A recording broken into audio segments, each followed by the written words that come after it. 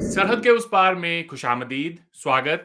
दोस्तों, अमूमन इस प्रोग्राम में आप मुझे बात करते हुए देखेंगे पाकिस्तान से हमारे किसी मेहमान के साथ, लेकिन आज के प्रोग्राम में हम अपने घर की थोड़ी सुध लेंगे।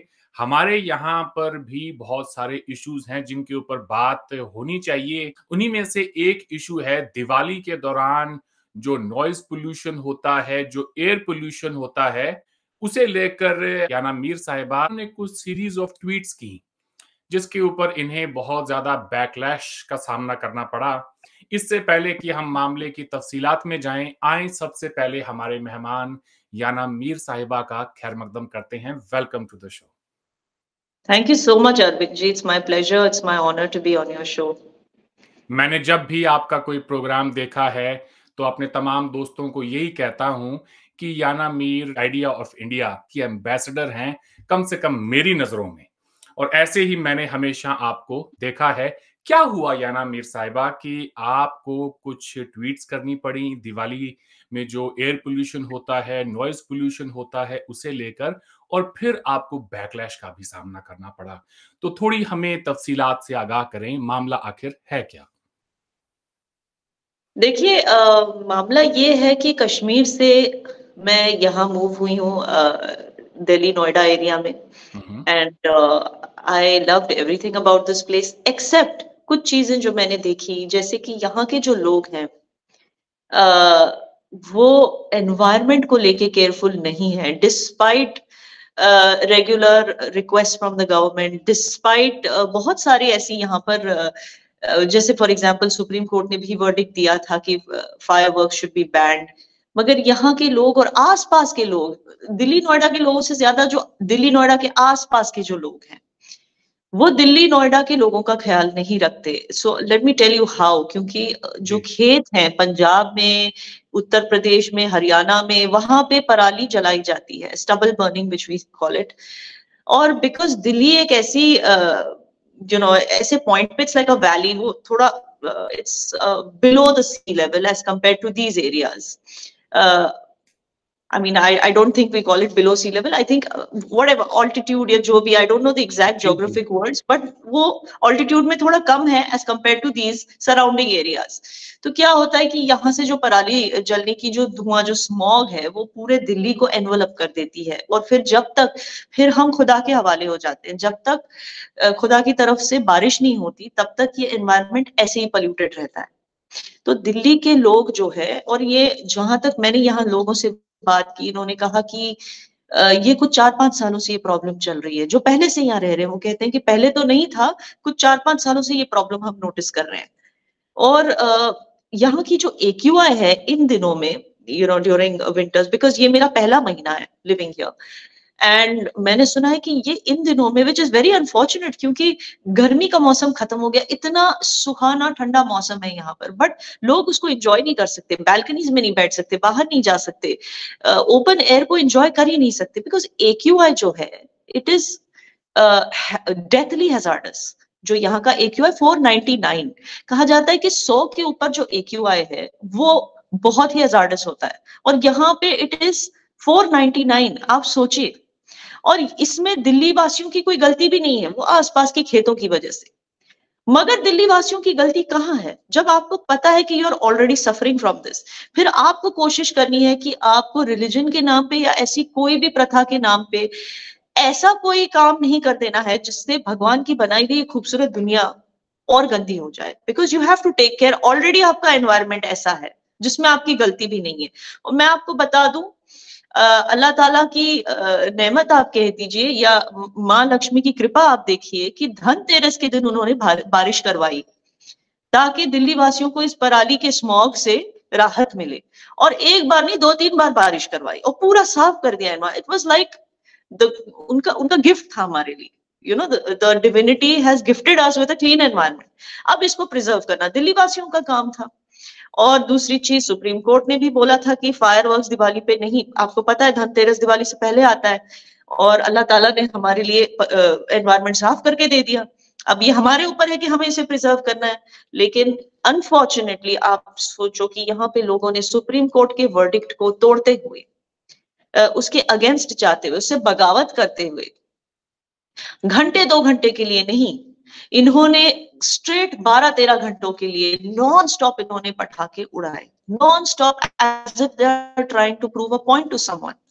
सोसाइटीज में भी बैन किया गया था, रास्तों पे ये कर रहे थे, ठीक है। और ये भी बोला गया था, अब दिल्ली इज रूल्ड बाय आम आदमी पार्टी, उन्होंने कहा हमने तो भाई एससी का ऑर्डर फॉलो किया, हमने तो बैन करके रखे थे। लेकिन इनका कहना है कि जो पटाखे आए हैं वो अपेरेंटली यूपी और हरियाणा से भेजे गए और लोगों को मुफ्त में बांटे गए और उनको बोला गया कि यहाँ पर करो पटाखे, सुप्रीम कोर्ट के वर्डिक्ट को के खिलाफ जाओ, मुखालफत करो। अब मैंने ये चीज बिलीव नहीं की, लेकिन फिर एक जनाब है बीजेपी के जो वर्डिक्ट दे देते हैं, जो एक स्टेटमेंट दे देते हैं प्रेस में कि दिल्ली वालों, I am very proud of you कि आपने सुप्रीम कोर्ट के वर्डिक्ट को की मुखालफत की, उससे बगावत की और आपने फिर भी पटाखे जलाए।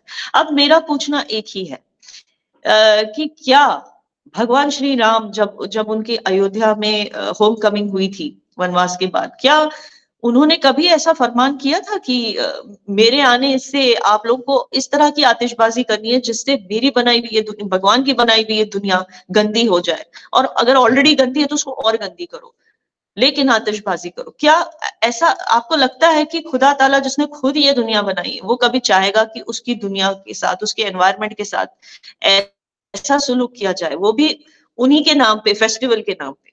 आई डोंट थिंक खुदा ताला कभी ऐसे चाहेगा।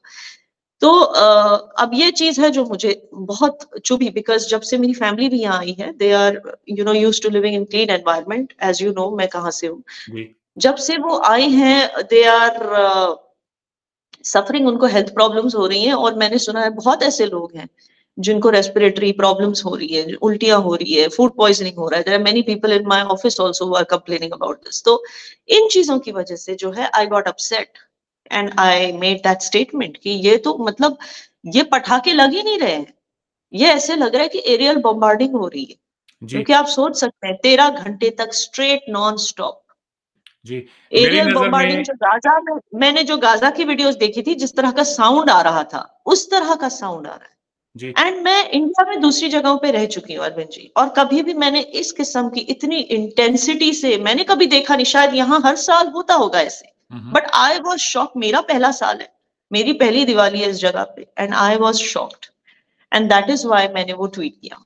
जी, आपने एक सिलसिलेवार तरीके से बहुत सारी ट्वीट्स की जिसमें अपनी नाराजगी का इजहार किया, लोगों को एजुकेट करने की कोशिश की कि देखो भाई, नॉइज पोल्यूशन इतना ज्यादा बढ़ गया है कि हमारे आसपास हम भूल गए हैं कि बुजुर्ग हैं जिनकी उम्र इतनी हो चली है कि उनको वैसे ही नींद नहीं आती, और हम जो कंटिन्यूअस ये जो फायरवर्क्स हो रहे हैं, जरा सोचें उनके ऊपर इनका क्या असर होगा। किसी के इम्तिहान है, कोई बीमार है, अस्पताल में है, हम अपनी खुशी के लिए ये भूल जाते हैं कि इस सोसाइटी में एक बहुत बड़ा तबका है जो शायद इस दिन की खुशी वो भी सेलिब्रेट करना चाहते हैं, लेकिन ये उनके लिए आप ये सोचें कि किस किस्म की एक तकलीफ दे माहौल से हम उनको जो है गुजार रहे हैं। तो जब बैकलैश आपके ऊपर हुआ और आपने लोगों ने आपसे बहुत सारे सवाल किए, तो किस किस्म के आपको जो हैं आर्ग्यूमेंट्स, ये कहें काउंटर आर्ग्यूमेंट्स, फिजूल की आर्ग्यूमेंट्स जो आपको सुननी पड़ी?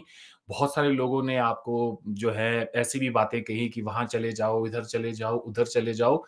कैसा लगा आपको एज एन इंडियन? जैसे मैंने आपसे कहा, मैंने हमेशा जब भी आपको देखा है यही देखा है कि यार एक लड़की है जो आइडिया ऑफ इंडिया के लिए स्टैंड ले रही है, हमारे लिए किसी के साथ भी लड़ जाती है, हमारे मुल्क के लिए, हमारे लोगों के लिए, और आज उसी के ऊपर लोग उसको ट्रोल कर रहे हैं। जी, आपने अरविंद जी एक चीज आपने सही कहा, बुजुर्ग के बारे में आपने बोला, बच्चों के बारे में आपने बोला मेरी सोसाइटी में बच्चों को हेडेक्स हो रहे थे, पीपल वर कंप्लेनिंग, वो सो नहीं पा रहे थे उस शोर से, क्योंकि बच्चे तो जल्दी सो जाते हैं। और बहुत सारी ऐसी चीजें हैं, इनफैक्ट हादसे भी हुए हैं पटाखों की वजह से, many have got injured and all that. और आप एक चीज भूल गए कि एनिमल्स, स्ट्रे एनिमल्स, उनकी क्या हालत? चलिए पेट एनिमल्स की बात कीजिए, बहुत सारे लोगों ने अपने पेट एनिमल्स की फोटोज डाली और कही कि कैसे वो डर रहे हैं, जो घर के जो डॉग्स होते हैं, पपीज, कैट्स, वो कितना डर रहे हैं, बिकॉज उनको एक सेंसरी एबिलिटीज होती हैं, वो थोड़े से भी साउंड को सुन लेते हैं। तो आप सोचिए इस साउंड को कैसे बर्दाश्त कर रहे होंगे, और वो कितने डिस्टर्ब हो गए होंगे। और हमने ये भी सुना है कि कुछ घोड़ों को हार्ट अटैक हुआ है, इस तरह की चीजें। खैर वो नोएडा में नहीं, वो कहीं और था, लेकिन I am just telling you. तो जी, एनिमल्स भी इससे बहुत इन्फ्लुएंस होते हैं, इससे बहुत इम्पैक्ट होते हैं। I am sorry, that's the right word. जब लोगों ने आपको इसके ऊपर ट्रोल किया, जी, आपको I am coming to that, I am coming. आपका दूसरा सवाल, आपका सवाल ये था कि how did I feel. It felt very bad, very bad. और मैं देख रही थी कि कुछ लोग हैं जो इसको ज्यादा ट्रिगर कर रहे हैं। They were trying to make it sound like I am anti Hindu, और यही वो पॉइंट है जो सबसे बड़ा मजाक बन गया। और समझ आ गई बात की दरअसल इनको में से किसी और चीज की प्रॉब्लम है। इट इज डेफिनेटली नॉट, क्योंकि मुझे कोई एंटी हिंदू बोल ही नहीं सकता। जिस लड़की को ऑलरेडी उसके अपने लोगों ने बोला है कि ये तो मुर्ताद है, इसने तो शायद हिंदुज्म ही कबूल कर लिया, ये वो, मतलब जो मेरे अपने लोग जिन्होंने ये मेरे बारे में बोला है, तो जाहिर सी बात है कि nobody can prove that I'm anti-Hindu, and why should I even be? There is no point. My point is कि इनको I was trying to understand कि क्या मैं इसमें एक पैटर्न ढूंढने की कोशिश कर रही थी कि कौन एग्जैक्टली मुझे who's attacking me, and I got this feeling, Arvind ji, that it is not the real Indians, the real जो दिल से इंडियन है, जो इंडिया का अच्छा चाहते हैं, जैसे मैं। I got the feeling कि ये एक certain political party की IT cell है, that which also includes some top-notch influencers, दिग्गज इन्फ्लुएंसर्स जो बहुत सालों से जिन्होंने इस पॉलिटिकल पार्टी को सपोर्ट किया है। उनकी इन्वॉल्वमेंट की वजह से मैं समझ गई कि ये एक पॉलिटिकल पार्टी का टारगेटिंग है मेरे खिलाफ। बिकॉज इस पॉलिटिकल पार्टी ने, अनफॉर्चुनेटली, मैं इस पॉलिटिकल पार्टी को बहुत सपोर्ट किया करती थी एक टाइम पे, क्योंकि मुझे लगता है अच्छा कर रहे हैं। इन्होंने जो डंडी दिखाई, फॉर एग्जाम्पल, एक्चुअली हम किसी और टाइम पे हम बात करेंगे इस बारे में, बट इन्होंने जो पॉलिसीज, जो एक आयरन फिस्ट दिखाया, और उसकी जरूरत थी कश्मीर में, क्योंकि कश्मीर में people were suffering a lot because of terrorism and these kind of things. तो इस पे एक ही टाइम पे जो लोग इस चीज को बढ़ावा दे रहे थे, एक ही टाइम पे उनको जेल में डाल देना, और 370, मुझे लगा ये मेरे स्टेट के लिए अच्छा है, उस टाइम पे मुझे लगा। मगर ऑफ कोर्स धीरे धीरे जब मैं देखने लगी कि जो वादे किए गए थे वो पूरे नहीं हो रहे ऑन ग्राउंड, तो आई स्टार्टेड वॉइसिंग देम कि आपने तो ये वादा किया था ना हमसे, that is why I supported you, लेकिन वो हो नहीं रहे। जब मैं वो करने लगी तो वहां से वो एक दुश्मनी शुरू हो गई इस पॉलिटिकल पार्टी की मेरे साथ। And I am seeing as I, अगर मैं कोई भी टॉपिक उठाऊं जो इनके इंटरेस्ट के खिलाफ जाता है, चाहे वो मेरे देश के लिए अच्छा हो, अगर मैं वातावरण की बात करती हूँ, वो मेरे देश के लिए अच्छा है, वो मेरे लोगों के लिए अच्छा है, and they need it. This is the need of the day. This is what my country needs. So I will talk about. लेकिन उस political party को जो है चुभ जाती है। And ये मेरा हौसला इसके बाद भी नहीं टूटा। I am still very much an Indian, and I am very like I would say I really respect Hinduism, and I will always continue to respect. लेकिन इन्होंने पूरी कोशिश कर दी कि ये मुझे इस टॉपिक को उठाकर ये मुझे पूरा ही इनवैलिडेट कर दें। सो आई न्यू दिस पॉइंट। सो बुरा थोड़ा बहुत लगा, बिकॉज जिन दिग्गज इन्फ्लुएंसर्स की मैंने आपसे बात की, उन्हें मैं कहीं ना कहीं दोस्त समझती थी, क्योंकि मैं जैसे आपके चैनल पे आई हूँ, उसी तरह उनके चैनल्स पर भी गई थी, और उनसे कई बार मुलाकात भी हुई थी। तो और हमारी सोच एक ही थी, देश को लेकर और देश के हित को लेकर हमारी सोच एक ही थी। So I was shocked, but then that made me realise कि ये एक पॉलिटिकल लाइन है जो ये पकड़ने की कोशिश कर रहे हैं। They are trying to invalidate me, क्योंकि मैं रूलिंग पार्टी की कई चीजें हैं, कई कमियां हैं जो सामने लाने की कोशिश कर रही हूँ। जी, लोगों ने आपसे ये भी कहा कि आप बकरीद पे क्यों नहीं बोलती हैं, जब लाखों की तादाद में बेजुबान एनिमल्स को स्लॉटर किया जाता है, उस वक्त आपकी ये इंसानियत के लिए जो दर्द है, ये उस वक्त कहाँ चला जाता है। तो ये एक अच्छा वक्त है कि आप उन लोगों को रिस्पॉन्ड कर सकें। क्या कहेंगी आप उन्हें? पहली बात तो इंसानियत, बकरीद पे इंसान को तो नहीं मारते, बकरों को मारते हैं। और उनका दूसरी ये सबसे कहना बड़ी है कि वो जो कत्ल जो होता है, वो जो खून बहाया जाता है, उससे जो है मुआशरे के अंदर छोटे-छोटे बच्चों को रेडिकलाइज किया जाता है। ये आर्गुमेंट की जाती है। अब सबसे बड़ी बात तो यही है ना अरविंद जी, कि बकरीद पे भी मैंने बात की थी। That is the point. You see, ये पॉलिटिकल पार्टी इतनी डेस्परेट हो चुकी है कि जो भी इसको इतना भी क्रिटिसाइज करते उसको इनवैलिडेट करने के लिए इतनी डेस्परेट हो चुकी है कि खुद का मजाक बना लिया। मैंने तो बकरीद पे भी बात की थी कि माइंडलेस किलिंग ऑफ एनिमल्स क्यों करना है, क्यों करना है? मैंने कितनी बार कहा है, अपने लोगों को मैं खुला बोलती हूँ, अपने घर में मैं अलाउ ही नहीं करती कि कोई आप मेरे घर वालों से पूछ सकते हैं, मैं बोलती हूँ मेरे आंगन में कोई बकरा नहीं कटना चाहिए। मुझे ये पाप अपने आंगन में नहीं लेना है, अपने घर में नहीं लेना है। मुझे अगर, हाँ, I am a non veg eater, मैं जाऊंगी बुचर के पास, वो उसका काम है भाई, काटना वाटना वो उसका काम है, ओके। मैं उसके पास जाऊंगी, उसकी दुकान से जितना मुझे खाना है उतना ही लेकर आऊंगी और खाऊंगी। अननेसेसरली बकरे को काट के इतना सारा मीट, मैं आपको बताऊं क्या होता है। हमारे घर में ऐसे होता है, मेरी मामियां बोलती है अरे इतना सारा मीट बच गया, इतना सारा मीट फ्रीजर में रखा हुआ है, अब किसको बांटना है? अरे उनको मत बांटो, उनके पास भी ऑलरेडी इतना सारा मीट है। Do you know how much meet कितना वेस्ट हो जाता है, फ्रिज में पड़े पड़े खराब हो जाता है, कितना खाएगा इंसान? तो बकरे को काटने की जरूरत ही क्या है? जितनी की आपको जरूरत है आप जाओ, उस बेचारे जो मीट शॉप वाले की, उसको भी बिजनेस मिल जाएगा, साथ में जितना आपको खाना है, आपकी फैमिली को खाना है, आपको किसी को अगर गिफ्ट भी करना है तो जितना थोड़ा बहुत, जितने लोगों को आप जानते हो, उन जिनको गिफ्ट करना चाहते उतना ही खरीदो, थोड़ा थोड़ा। Why this mindless killing? ये पूरी पूरी नालियां बह रही है ब्लड से, ये क्या है? ये तो मैंने हमेशा बोला है, लेकिन आप देखो ये पॉलिटिकल पार्टी इतनी डेस्परेट हो गई, इसके आईटी सेल वाले इतने डेस्परेट हो रहे हैं कि बोल रहे हैं कि आप बकरीद में नहीं बोलते। अच्छा, पटाखों से सिर्फ एयर पोल्यूशन नहीं, पटाखों से साउंड भी निकलता है, जैसे आपने बोला। साउंड की जब बात आती है, मैंने 1000 बार बोला है कि जब प्रॉफिट मोहम्मद के जमाने में जब अजान होती थी तो कोई लाउड स्पीकर तो नहीं यूज करता था, तो ये लाउड स्पीकर मस्जिदों में क्यों यूज करना है? मैंने तो 1000 बार ये चीज बोली, लेकिन इनको, हाँ, लेकिन इनको ये भी मुद्दा उठाना है कि आपने कभी बोला नहीं। सो ये क्या है, ये खुद कॉमेडियन बन गए हैं। ये एक ऐसे इंसान को टारगेट करने की कोशिश कर रहे हैं जिसके खिलाफ इनको कुछ नहीं मिलेगा। एज एन, ना मैं कभी एंटी इंडिया थी, ना मैं कभी एंटी हिंदू थी, बट वो बहुत कोशिश कर रहे हैं प्रूव करने की कि मैं एंटी हिंदू, मैं एंटी क्रैकर्स हूं, मैं एंटी पोल्यूशन हूं, और ऐसी कोई भी चीज जो मुझे लगता है कि एनवायरनमेंट को डिस्टर्ब करिए, मैं उसके बारे में बोलूंगी, चाहे वो कोई भी रिलीजन कर रहा हो। जी। कुछ लोग ये कहेंगे कि आप कश्मीर से आती हैं, खूबसूरत वादियों से आती हैं, वहां पर आपने कभी पोल्यूशन देखा नहीं, लेकिन बाकी इंडिया में तो हम तो ऐसे ही रहते थे, अब आपको प्रॉब्लम है तो आप वापस कश्मीर चली जाएं, याना साहिबा। नहीं, देखिए, आई टेल यू समथिंग, मैं मुंबई में भी रही हूँ, सब जानते हैं, वहां का एक्यूआई इतना नहीं था, वहां का एक्यूआई 134, 200 इतना गया, ठीक है ना। 499 ऑलरेडी था हमारा यहाँ पे नोएडा में, दिल्ली नोएडा में 499। Are you hearing that? Third most polluted city in the world. I'm sorry, I think it is the top. India is the third most polluted country in the world. Okay, और ये I'm sorry to say ये BJP के दौर में हुआ है। And Delhi is, I think, top of the charts, most polluted in the third most polluted country में सबसे ज्यादा polluted city दिल्ली है। इसीलिए मैं बार बार ये आवाज मैं दिल्ली से उठा रही हूँ। मैंने पहले ये आवाज नहीं उठाई क्योंकि पहले मुझे इतनी हद तक कहीं नहीं दिखा कि किसी ने ऐसे दिवाली बनाई जैसे किसी को पॉइंट प्रूव करना है, भाई हमें सुप्रीम कोर्ट को पॉइंट प्रूव करना है।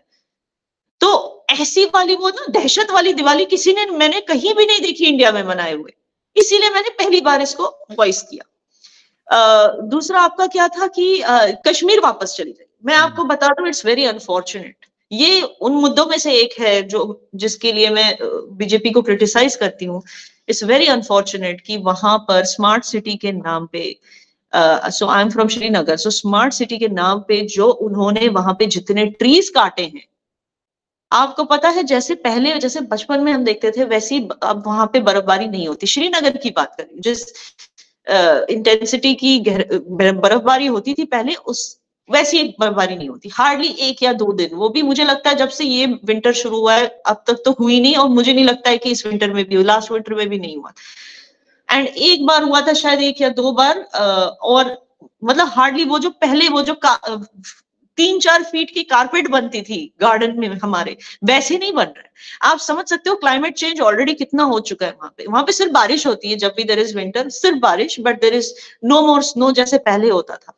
एक तो ये स्मार्ट सिटी के नाम पे, डेवलपमेंट के नाम पे, इसके नाम पे, उसके नाम पे अच्छी चीजें ठीक है, लेकिन जितना इस गवर्नमेंट ने एनवायरनमेंट को खराब किया है, आई डोंट थिंक किसी और गवर्नमेंट ने पहले इंडिया में ऐसा किया होगा जितना इस गवर्नमेंट ने किया, जितने इन्होंने ट्रीज तोड़े हैं, जितने इन्होंने क्लाइमेट चेंज पोल्यूशन लाके रख दिया इस कंट्री में डेवलपमेंट के नाम पे.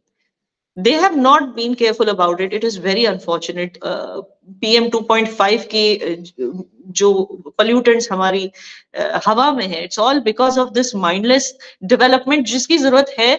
मगर देखिए आप अगर for example I'll compare it. अगर आप यूके में हो, आप if you see a building under construction, आप एक भी धूल का पार्टिकल आप नहीं देखेंगे उस कंस्ट्रक्शन साइट से बाहर.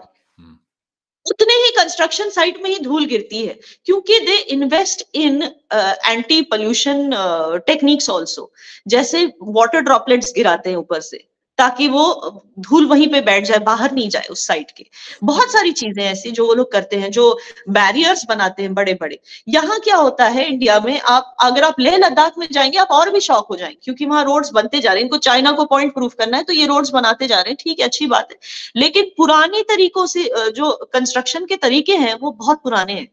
वो जो कुछ रोलर होता है जिसमें सीमेंट मिक्स किया जाता है, आपको पता होगा वो क्या, वो हर जगह पे काला धुआं, हर जगह पे. उसकी वजह से जो लेह लद्दाख इतना खूबसूरत इलाका है, वहां हर जगह आप काला धुआं देखोगे आज. सो ये हालत हो गई है. इस गवर्नमेंट ने ये करके रखा है. ये लोग मुझे कह रहे हैं कि आप कश्मीर वापस चली जाती. कश्मीर भी बहुत ज्यादा, it is 3 or 4 times more polluted than the recommended WHO levels. ऐसा ही है. चाइना ने जो प्रोग्रेस की है पिछले 30 सालों के अंदर, वो पूरी दुनिया के लिए एक मिसाल है. उनके यहाँ पर अगर कोई पोल्यूशन होता है तो बात समझ में भी आती है, क्योंकि उन्होंने इतनी ज्यादा मैन्युफैक्चरिंग की है, एनवायरनमेंट को नुकसान होता है जब बड़े लेवल पे मास मैन्युफैक्चरिंग हो रही हो. हम तो एक इतना बड़ा कोई मैन्युफैक्चरिंग हब है भी नहीं. 140 करोड़ की आबादी को फीड करने के लिए इसमें कोई शक नहीं है कि कुछ हद तक हमारी गवर्नमेंट जो हैं, वो जो भी हमने क्लाइमेट चेंज के हमारे जो भी एग्रीमेंट्स हैं उनके मुताबिक हम जो भी लेवल्स हम अचीव करना चाहते हैं वहां तक नहीं पहुंच पाते. जाहिर सी बात है, इतनी बड़ी आबादी को फीड भी करना है. लेकिन मैं कभी कभार सोचता हूं कि अगर हमने चाइना की तरह प्रोग्रेस की तो हमारे यहाँ तो सांस लेना इतना मुश्किल हो जाएगा कि लाखों की तादाद में लोग हर रोज मरा करेंगे इस एयर पोल्यूशन की वजह से. आप बहुत लकी हो कि आप जो हवा ले रहे हो जिस कंट्री में बैठ के, you are very lucky. In my case देखिए, आई नो कि यहाँ रहने से मेरी जिंदगी जो है कम से कम 5-10 साल कम तो हो ही जाएगी, या शायद उससे ज्यादा. And it is a fact. And I tell you कि मुझे एक और चीज बोला गया कि आपने हिंदूज को रेडिकल कैसे बोल दिया. तो उस ट्वीट्स के सिलसिले में मैंने ये भी बोला कि यहाँ पर जहां मैं रह रही हूँ रेडिकल हिंदूज रहते हैं, but trust me I am right.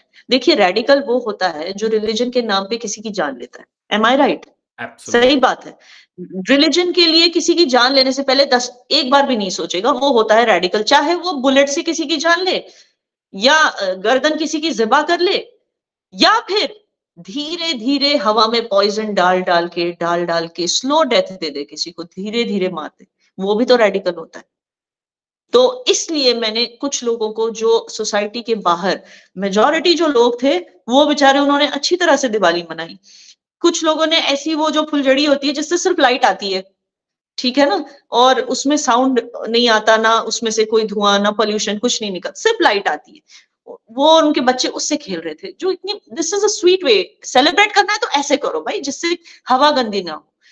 आपको पता है कितने लोग महाराष्ट्र में, कितने लोग चॉकलेट की गणपति बनाने लगे, बिकॉज इनको पता है कि गणपति विसर्जन या फिर नवरात्रि में जो माता का विसर्जन, ये सब जो होता है इससे पानी पल्यूट होता है.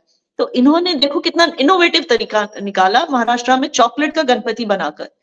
फिर उसको जब 5 दिन के बाद या 10 दिन के बाद जब भी उनको विसर्जन करना हो, वो उसको मेल्ट कर देते हैं. फिर उसका चॉकलेट मिल्क जो निकलता है वो बच्चों को पिलाते हैं, खुद पीते हैं. It is such an amazing way to celebrate Ganpati. इसमें कोई शक नहीं है जी, इसमें कोई शक नहीं है कि इस तेजी से बदलती हुई दुनिया के जो नए नए चैलेंजेस हैं, जो हमें आने वाले समय में इनका सामना करना पड़ेगा, हमें अपने आप को भी बदलना पड़ेगा. हमें हमारे त्योहारों को जिस तरह से हम सेलिब्रेट करते हैं वो भी हमें बदलना पड़ेगा। मैं साथ साथ ये भी कहता चलूं कि हमारे यहाँ पे राष्ट्रवाद की, नेशनलिज्म की एक बहुत बड़ी लहर है लोगों के अंदर। मैं तो जब देखता हूं दुनिया भर के अंदर और लोगों को देखता हूं, मैंने कहीं पर भी इस तरह का राष्ट्रवाद नहीं देखा, बल्कि राष्ट्रवादी ही नहीं देखे मैं कहीं पर भी। ये नेशनलिज्म कहीं देखने को नहीं मिलता। मैं लोगों को यही बात कहता हूं कि राष्ट्रवादी ना बनो, देश प्रेमी बनो। जब देश प्रेमी हाँ। बनोगे तो आपको अंदाजा होगा कि मेरे देश के फायदे में या फिर उसके नुकसान में कौन सी चीज है। हम लोग ना ही तो देश प्रेमी हैं, ना ही राष्ट्रवादी हैं, पता नहीं क्या है। चलते चलते सड़क पर थूक देते हैं, सामान फेंक देते हैं, कचरा फेंक देते हैं। जो लोग अपने देश से मोहब्बत करते हैं वो इस तरह के काम कभी नहीं करते। वो ऐसा कोई काम नहीं करते जिससे कि उनके देश में कोई उनकी उसकी खूबसूरती में कोई बदनुमा दाग लगे या उसके अंदर कोई पोल्यूशन हो। आप अंग्रेज के मुल्क में चले जाएं, क्या वजह है कि वहां जाकर हम बड़ा अप्रिशिएट करते हैं, अपने मुल्क में बिल्कुल। आके वही काम कर रहे होते हैं। वहां कोई भी केला बिल्कुल। खा के छिलका सड़क पे नहीं कोई भी फेंकने लगा, लेकिन यहाँ पर फेंक हम देता है। रोज करते हैं ये काम। तो या ना आप उन लोगों को जो अपने आप को राष्ट्रवादी समझते हैं, जरा उन्हें बताएं कि राष्ट्रवाद आखिर किस चिड़िया का नाम है। राष्ट्रवाद का मतलब यही है कि आप देश को ऐसा बनाएं जो देशवासियों के लिए एक गर्व का ठिकाना हो।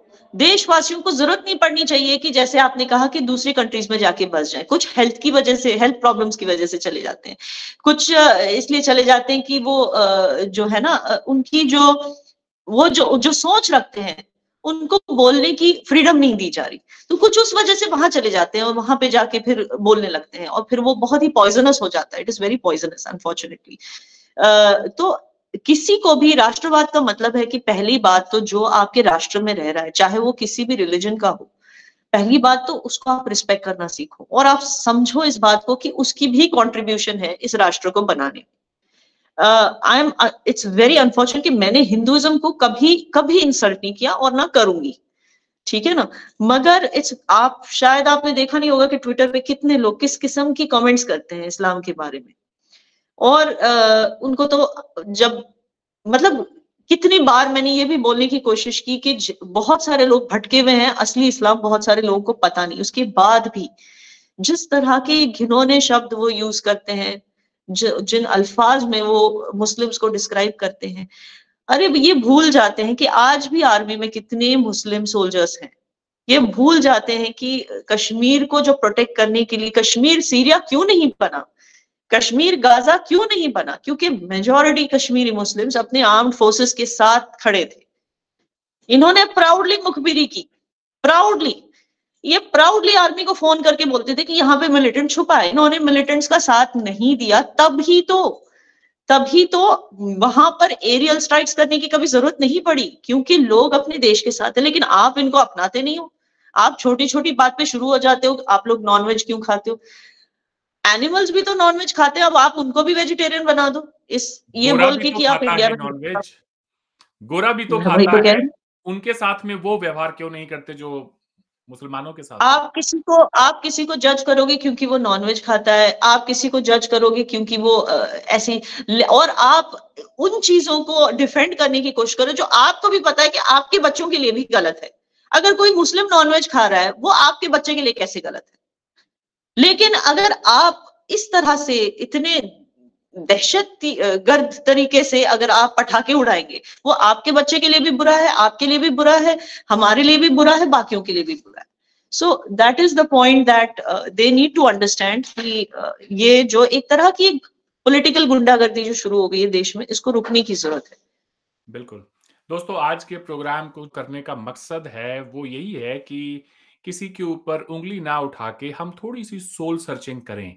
हम ये देखें कि हम अपने ही देश को, अपने ही समाज को कितना अंदर से खोखला कर रहे हैं। हमारी वैल्यूज़ किस तरह की होनी चाहिए, जैसा याना साहिबा ने बताया कि यहाँ सब बराबर हैं और यही इस मुल्क की खूबसूरती है।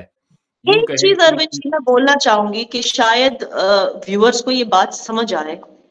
Why is this behavior so dangerous? जो हम आपस में लड़ते रहते हैं, इसी की वजह से बाहर से हमेशा, आप इंडिया की तारीख देख लीजिए, भारत की तारीख में यही आपको दिखेगा। बाहर से इन्वेडर्स ने आके हम पर हमले किए क्योंकि हम पहले से ही यूनाइटेड नहीं थे।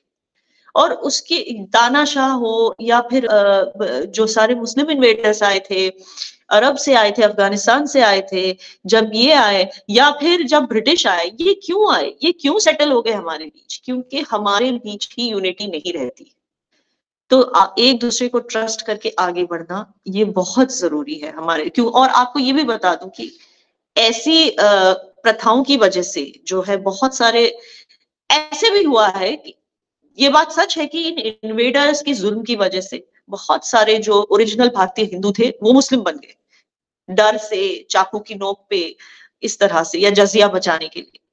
लेकिन ये भी सच है कि बहुत सारे इसलिए हिंदू से मुस्लिम बन गए क्योंकि वो अपने ही लोगों से खफा हो गए थे, अपने ही लोगों से नाराज हो गए थे, लेट डाउन हो गए थे कि हमारे अपने लोग हमें हमारा साथ नहीं दे रहे, और उन्होंने हमें मतलब एक तरह से ऑस्ट्रासाइज कर दिया। ये भी एक बहुत बड़ी वजह है कि इंडिया में इतने सारे लोग जो है कन्वर्ट होके इंडिया के बाहर से जो रिलीजन आए, I am not against Islam also, but I am saying कि वो ओरिजिनल इंडियन रिलीजन नहीं है और वो बाहर से आया है इंडियन सब कॉन्टिनेंट में। उसको अपनाया क्यों बहुत सारों ने, उसको यहाँ तक कि इवन क्रिश्चियनिटी को आज भी आप देखिए बहुत सारे क्रिश्चियन मिशनरीज काम कर रही है, सक्सेसफुली काम कर रही है, उनपे तो कोई रोक टोक भी नहीं है। लेकिन लोग क्यों कन्वर्ट हो रहे हैं? क्योंकि कहीं ना कहीं वो अपने ही समाज से हारे हुए हैं, उनके अपने समाज ने इनको ऐसे ना एलियनेट कर लिया। जैसे ये सेम चीज जो ये फॉर एग्जाम्पल मेरे साथ करने की कोशिश कर रहे थे। जी बिल्कुल आप ठीक कह रही हैं। सबसे पहले लोगों के मनों के अंदर ही दीवार खिंचती है। जिस दिन आपके यस मन टूट जाते हैं, अलग हो जाते हैं, जमीन पर लकीर वो अपने आप खुद ब खुद खिंच जाती है। जैसा मैंने पहले कहा, आज के प्रोग्राम को करने का मकसद यही था कि मैं लोगों को ये बता सकूं कि याना मीर साहिबा जैसी बहादुर बेटियों को इस देश की जरूरत है। जरा सोचें कि एक तरफ ये अपनी ही कम्युनिटी के अंदर अपने ही जो इंतहा पसंद लोग हैं उनसे भी पंगा लेके बैठी हैं बड़े लंबे अरसे से, और इनको न जाने क्या क्या सुनना पड़ता है हर रोज। मैं देखता हूं ट्विटर पे, साइलेंटली एडमायरर हूं, देखता रहता हूं, सिर्फ कुछ कहता नहीं हूं। लेकिन जब मेरी अपनी कम्युनिटी की तरफ से इनके ऊपर अटैक हुआ तब मुझे बड़ा अफसोस हुआ। मैंने कहा यार, जिनके लिए ये लड़ रही हैं, जिनके लिए इस आइडिया ऑफ इंडिया को कश्मीर में अकेली लड़की है शायद कि जिसको देखकर हम ये कह सकें कि वो खुलकर सबके सामने आके ऑन कैमरा आके और हमारे परचम को उठा के वहां घूम रही हैं, अपनी जिंदगी को कितने बड़े खतरे में डाल रही हैं। कम से कम हमें इस बात का एहसास होना चाहिए इससे पहले कि हम कुछ कहें। जो भी इनका गिला शिकवा है 100% वो जायज है। इनका ये हक बनता है कि अगर हमारे अंदर कोई कमी हो तो ये उसको भी उजागर करें, हमें बताएं। जो सेकुलर मुस्लिम है उसी का ये हक बनता है कि वो हिंदुओं की तरफ अगर कुछ भी गलत हो तो वो उनको भी कहे कि भाई तुम भी गलत हो। ठीक उसी तरह से मुसलमानों के ऊपर भी तनकीद करने का उसी को हक है जो खुद अपने आप, अपने ऊपर, अपने समाज के ऊपर भी तनकीद करता हो। आज के प्रोग्राम को यहीं खत्म करते हैं। याना मीर साहिबा, आपने ज्वाइन किया प्रोग्राम, बहुत बहुत शुक्रिया। आपसे फिर बात होगी। Thank you so much.